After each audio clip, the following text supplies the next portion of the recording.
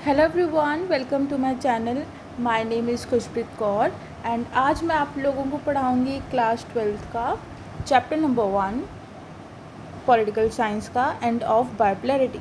सो सबसे पहले हम लोग चैप्टर का नाम समझते हैं कि एंड ऑफ बाइपोलैरिटी का मतलब क्या है। ठीक है, सिंपल सी बात है। देखो, हमारे पास बाइपोलैरिटी का मतलब है कि जिस टाइम पे दो तरह के हमारे वर्ल्ड थे, जैसे कि एक था यूएसए और एक था यूएसएसआर। ठीक है, 1991 से पहले हमारे वर्ल्ड में सिर्फ दो पावर्स थी, एक थी यूएसए और दूसरी थी यूएसएसआर। अब हम ध्यान से समझते हैं। Unipolar world, bipolar world, third है मल्टीपोलर वर्ल्ड। यूनिपोलर का मतलब क्या है? जहाँ पर सिर्फ एक पावर है। बाइपोलर का मतलब है जहाँ पर सिर्फ दो कंट्रीज़ के पास ही क्या है, पावर है। और मल्टी का मतलब है जहाँ पे बहुत सारी पावर्स हैं।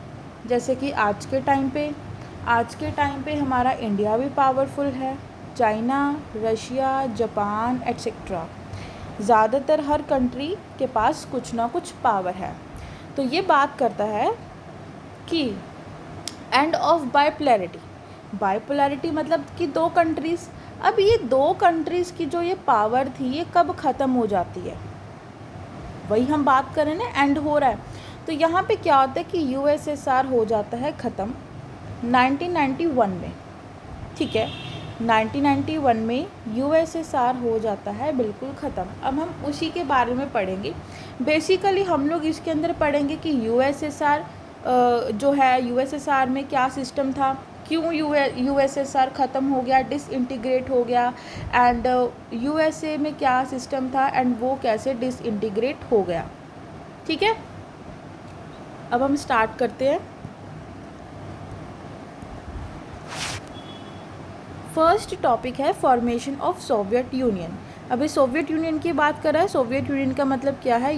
यूएसएसआर। ठीक है, the Soviet Union was formed in 1917 after the Bolshevik revolution. Sorry.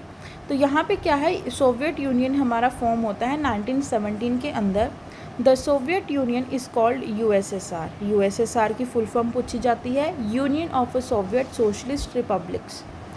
इसके अंदर 15 कंट्रीज़ थी।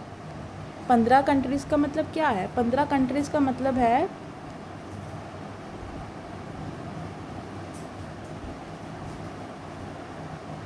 देखो, जैसे कि ये यूएसएसआर है, ये यूएसएसआर बना कैसे? ये बना 15 कंट्रीज़ से।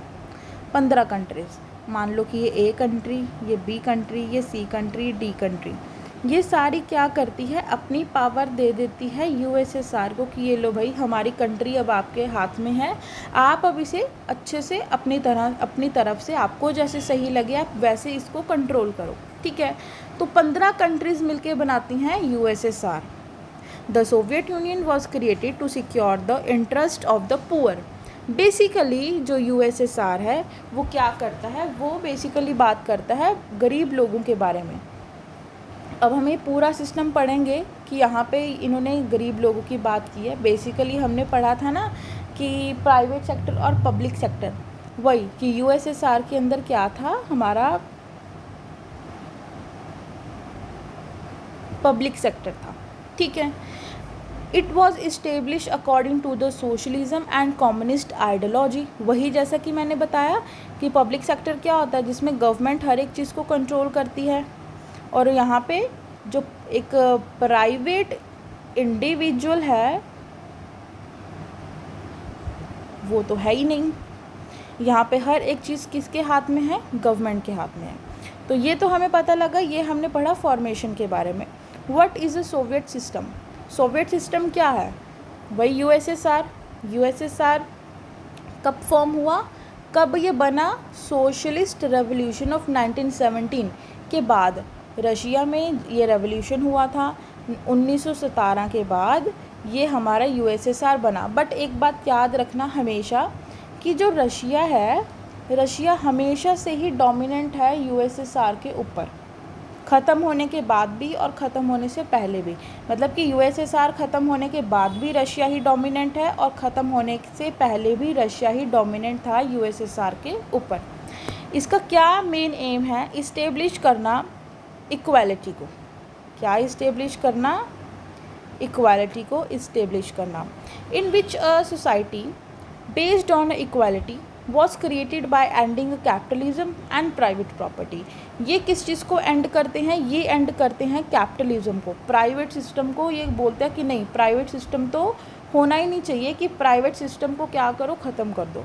तो वही सेम चीज़, ये प्राइवेट सिस्टम को क्या कर रहा है, ख़त्म, और प्राइवेट प्रॉपर्टी को भी ख़त्म कर रहा है कि भैया कोई भी अपने नाम से प्रॉपर्टी नहीं खरीद सकता।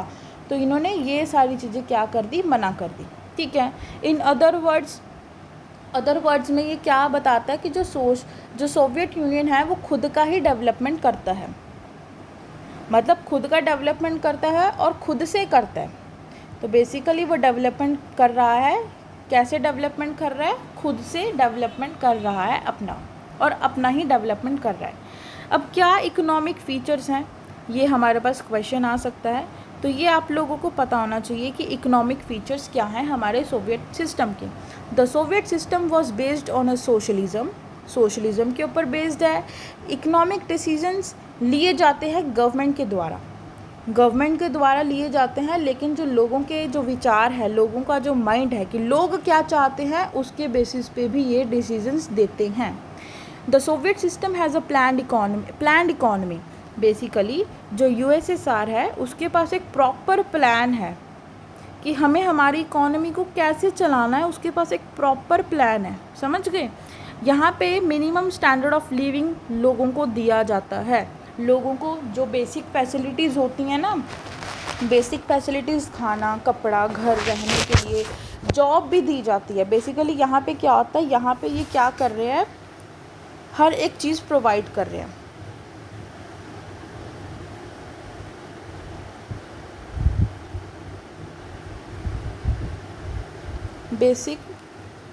बेसिक नीड्स ये क्या करते हैं, प्रोवाइड करते हैं।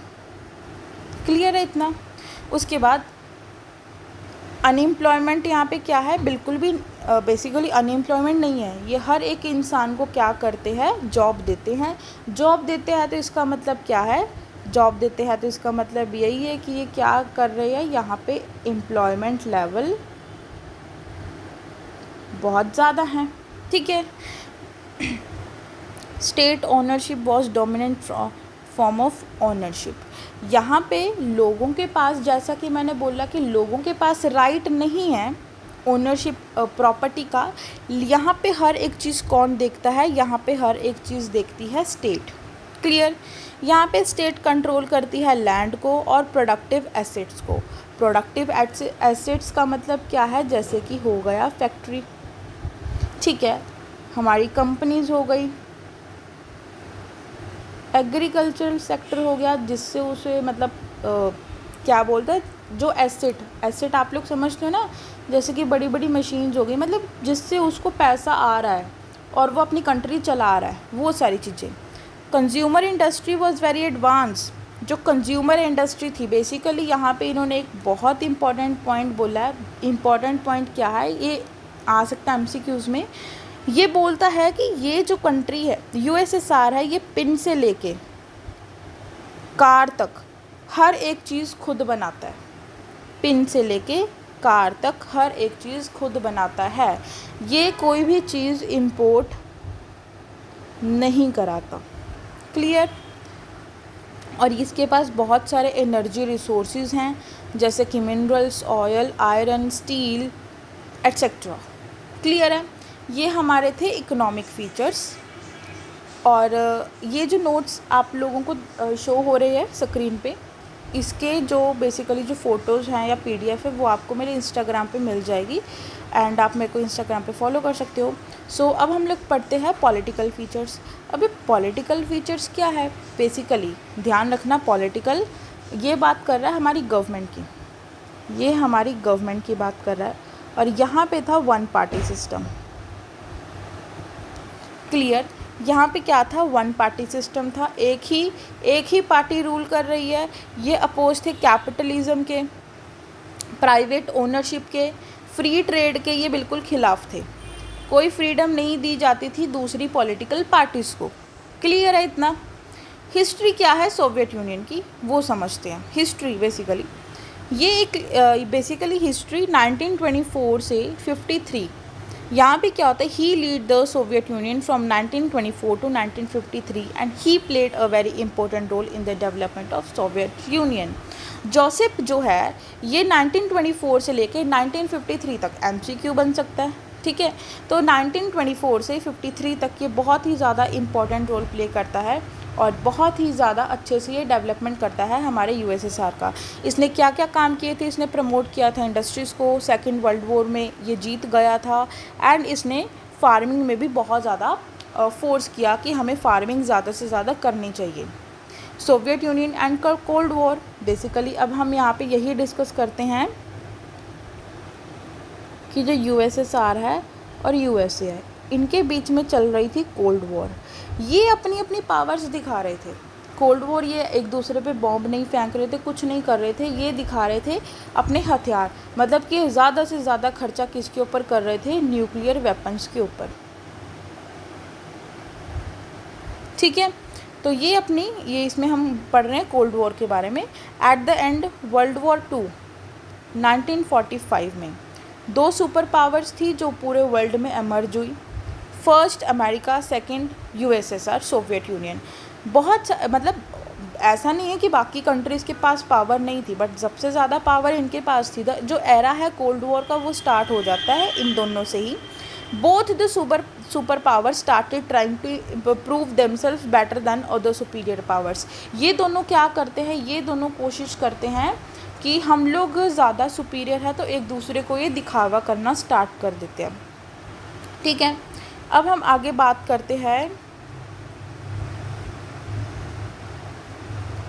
हमने यहाँ पे ऊपर डिस्कस किया था जोसेफ के बारे में। इसके बाद जब ये चला जाता है, इसके पास कोई पावर नहीं रहती है, तो आता है निकिता। ये उसके बाद जोसेफ के बाद ये अपना सारा कमांड को क्या करता है, देखता है, ठीक है। अब मेन इवेंट क्या है, मेन इवेंट बेसिकली यहाँ पे क्राइसिस हो जाते हैं और ठीक है। एक और चीज़ मैं आपको बता देती हूँ, बर्लिन वॉल, ठीक है। मैं आपको लिख देती हूँ इस पर स्क्रीन पे, एक मिनट।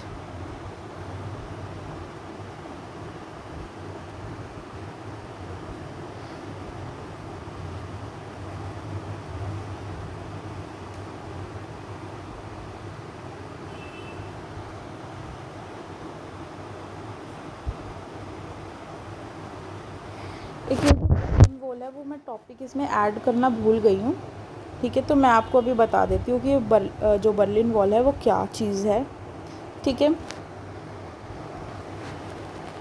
ठीक है। बर्लिन वॉल बेसिकली ये जो वॉल थी, ये दीवार बनाई गई थी USA और USSR के बीच में, ठीक है। ये बर्लिन वॉल बेसिकली इन्होंने ये चीज़ अलग किया कि USSR में है एक हमारा पब्लिक सेक्टर, तो ये अलग है, USA अलग है, USSR अलग है और USA अलग है। ये बेसिकली USA डिनोट करता है कैपिटलिज्म को, USSR डिनोट करता है सोशलिज्म को। इन्होंने ये दीवार बनाई थी, ये दीवार थी 150 किलोमीटर लॉन्ग,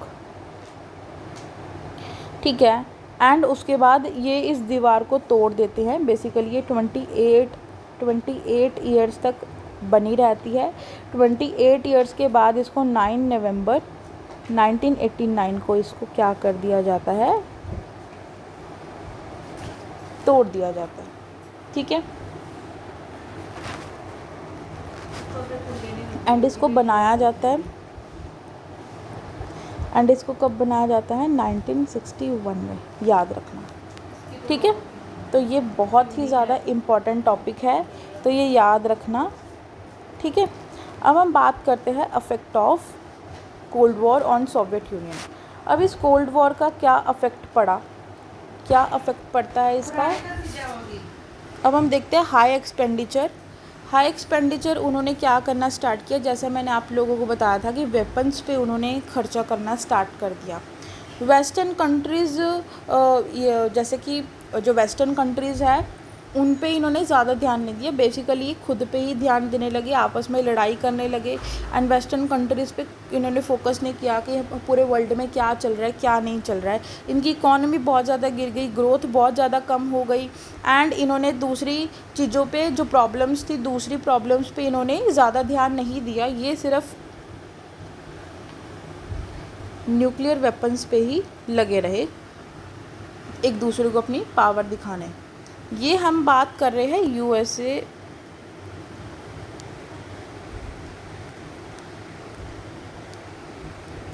यूएसएसआर की, ना कि यूएसए की, ठीक है। अब ये बहुत ही ज़्यादा इम्पॉर्टेंट इंसान है मिखाइल गोर्बाचेव। गोर्बाचेव एक लीडर था यूएसएसआर का। 1985 में इसको लीडरशिप मिली थी। इसने 2 वर्ड्स हमें बताए, एक था ओपननेस, दूसरा था रिकंस्ट्रक्टिंग, ग्लासनोस्ट एंड प्रीस्ट्रोकिया, ठीक है। तो मतलब ये वर्ड्स आप याद रखना। इसका मतलब है ओपननेस और रिकंस्ट्रक्टिंग। ओपननेस की मतलब कि हमें अपने जो हमारी जो कंट्री है हमें उसके दरवाजे खोल देने चाहिए एंड हमें इंपोर्ट एक्सपोर्ट करना चाहिए। रिकंस्ट्रक्टिंग का मतलब है कि अब हमें अपनी जो कंट्री है, जो इकोनॉमी है, उस पर हमें ज़्यादा ध्यान देना चाहिए। एंड ये जो पीस थी कि हमें क्या करना है, हमें शांति लेके आनी है यूएसएसआर में, हमें लड़ाई वगैरह फाइटिंग वगैरह बिल्कुल भी नहीं करनी है। तो बेसिकली ये एक अच्छा रिफॉर्म चाहता था, अच्छे चेंज लेके आना चाहता था कंट्री के अंदर, लेकिन ऐसा नहीं होता है। तो पॉलिटिकल रिफॉर्म्स क्या हुए, क्या क्या चेंजेस आए, इसने क्या किया, इसने प्रमोट किया डेमोक्रेसी को, ठीक है। Withdrawal of forces from Afghanistan and eastern Europe. इसने क्या किया, जो फोर्सेस इसने भेजी थी अफ़गानिस्तान और ईस्टर्न यूरोपियन में, वो इसने अपनी फोर्स वापस कर ली। इसने हेल्प किया जर्मनी को यूनिफिकेशन में, ठीक है। उसके बाद है फाइनेंशियल रिफॉर्म्स। इसने आर्म्ड रेसेस में स्टॉप कर दिया, हर एक चीज़ खर्चा करना बिल्कुल बंद कर दिया। इसने प्रमोट करना चाहा इकोनॉमिक डेवलपमेंट एंड प्रमोट करना चाहा प्राइवेटाइजेशन को। ये हम गोर्बाचेव की बात कर रहे हैं कि गोर्बाचेव क्या चाहता था बेसिकली, ठीक है, क्योंकि पावर में आया था। अब क्या कारण थे डिसोल्यूशन के, अब हम समझते हैं कि डिसोल्यूशन जो ख़त्म है वो क्यों हुआ, सारी कंट्रीज़ डिसइंटीग्रेट क्यों हो गई थी। बेसिकली गोर्बाचेव ने ट्राई किया था सोवियत यूनियन में रिफॉर्म लाना एंड वो अनसक्सेसफुल रहा, वो कम्प्लीटली सक्सेसफुल नहीं हुआ। Those who wanted this reform said that reforms are taking place very slowly and those who were opposing these reforms continue to oppose them। देखो कई लोग तो, जो जनता थी बेसिकली, जो लोग थे वहाँ के, वो चाहते थे कि हाँ चेंज आना चाहिए। चेंज क्यों आना चाहिए, क्योंकि देखो वहाँ पे इतना ज़्यादा, मैं बता देती हूँ, वहाँ पे इतना ज़्यादा वो था ना, जैसे कि लोगों के पास फ्रीडम का राइट नहीं था, ठीक है। लोगों को वो अपना कोई भी काम नहीं कर सकते थे, जैसे कि उन्हें अगर उन्हें कोई भी चीज़ चाहिए तो उनको हर एक चीज़ में गवर्नमेंट की परमिशन चाहिए होती थी, ठीक है। तो यहाँ पे बेसिकली ये जो लोग थे गवर्नमेंट के सामने कुछ नहीं बोल सकते थे, यहाँ पे सेंसरशिप लगाया गया था, ठीक है। यहाँ पे क्या लगाया गया था, सेंसरशिप लगाया गया था। सेंसरशिप का क्या मतलब है कि आप गवर्नमेंट के ख़िलाफ़ कोई भी न्यूज़ नहीं, ना ही कुछ ऐसे वर्ड्स बोल सकते हो, ना ही आप न्यूज़ ऐसी लेके आ सकते हो गवर्नमेंट के ख़िलाफ़।